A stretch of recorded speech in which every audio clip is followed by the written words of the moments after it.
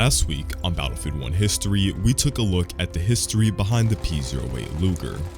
Today, we're going to be taking a step back from the weapons and go over one of the most iconic battles of the First World War. Welcome to Verdun. February 21st, 1916 marks the start of one of the most bloodiest battles the world has ever seen. Germany had plans to lay siege to Verdun, and the efforts were spearheaded by the German general Erich von Falkenhayn. Beginning with a barrage of artillery, Germany shelled the lines surrounding Verdun with over 1,200 guns. Over 1 million shells were fired, making it the largest artillery barrage the world has ever seen. This bombardment completely altered the landscape into just a field of mud and holes. Trees stripped of every leaf and branch, and not a single sign of life anywhere to be seen. This bombardment made Verdun truly hell on earth. After the artillery barrage, German soldiers advanced closer and closer to the city of Verdun. Stopping the Germans from advancing to the vital city, two forts stood in their way: Fort Douaumont and Fort de Vaux. But there was a major problem. Despite the imminent danger of the advancing German troops, the fort housed only 56 troops and artillerymen. Completely unequipped for the onslaught that was to come, French soldiers stood no chance against the Germans. When the Germans finally reached Fort Douaumont, they captured it without a single shot being fired.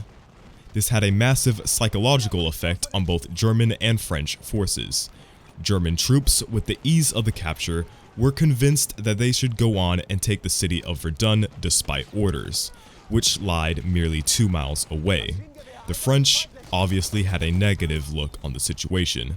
With one of the major forts gone, it was left to Fort de Vaux to defend the city of Verdun. Unlike Fort Douaumont, Fort de Vaux did not fall easily. Excessive bombardment from the Germans caused major damage to the fort itself, but the French will not fall easily. Fighting tooth and nail to defend the fort despite being cornered, the French defended the fort, and without adequate supplies, orders were to hold the fort at all costs. The French defended the fort with their all and resorted to licking water from the walls of the fort in an effort to stay hydrated. Tasked with the defense for Verdun, French General Philippe Pétain had to make the hardest decision ever. With the advancing German army so close to the city of Verdun and the loss of the two strongest forts protecting the city, Pétain had to either defend or surrender the city of Verdun.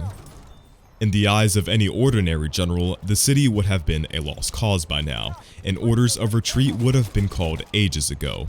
However, Verdun was special. Pétain knew the grave cost that would happen if Verdun were to fall.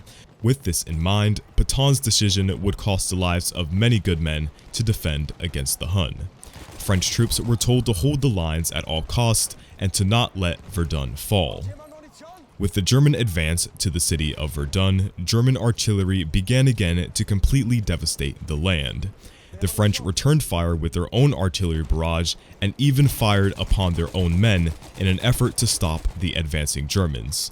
Every ounce of will, no matter the consequences, were spent to defend the city of Verdun. The bloody stalemate continued at Verdun all the way until April, where the situation transformed into more or less a tug-of-war scenario. Luckily for the French, the Germans had two fronts to worry about at the time.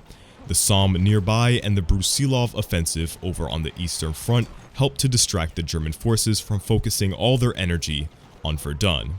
Due to the effectiveness of the Brusilov offensive, Germany had to send soldiers to aid Austria-Hungary to stop the Russians from taking even more land.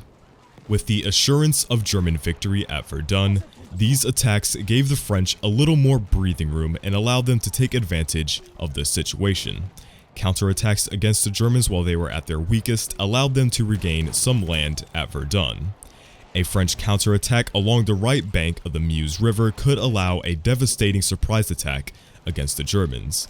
The plan was set to go through on December 6th, but due to bad weather, it had to be delayed. Thanks to this delay, German forces became aware of the assault and launched a violent assault the next day to stop the chances of this counterattack succeeding. Good weather returned by December 9th, and at 10 a.m. on December 15th, the French attack was launched. Knowing this, the Germans prepared a counter barrage of artillery, but it was too late. A mere 2 minutes of delay allowed the French to attack the German lines and make the bombardment ineffective.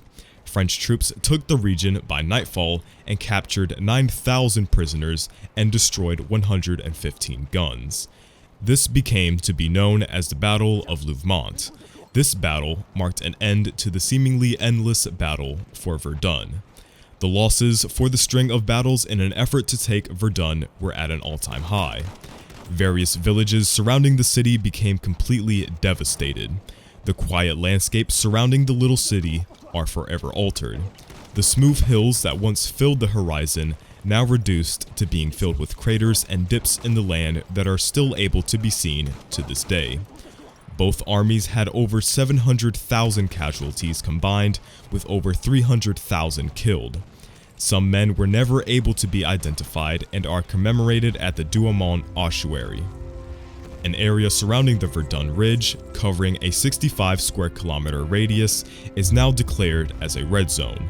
Undetonated bombs and other harmful material over 100 years old may still be active today, and it's estimated that the bomb clearing and other finds at Verdun will last for centuries to come. The Battle of Verdun and the countless of other smaller battles within it just goes to show the harshness of the First World War.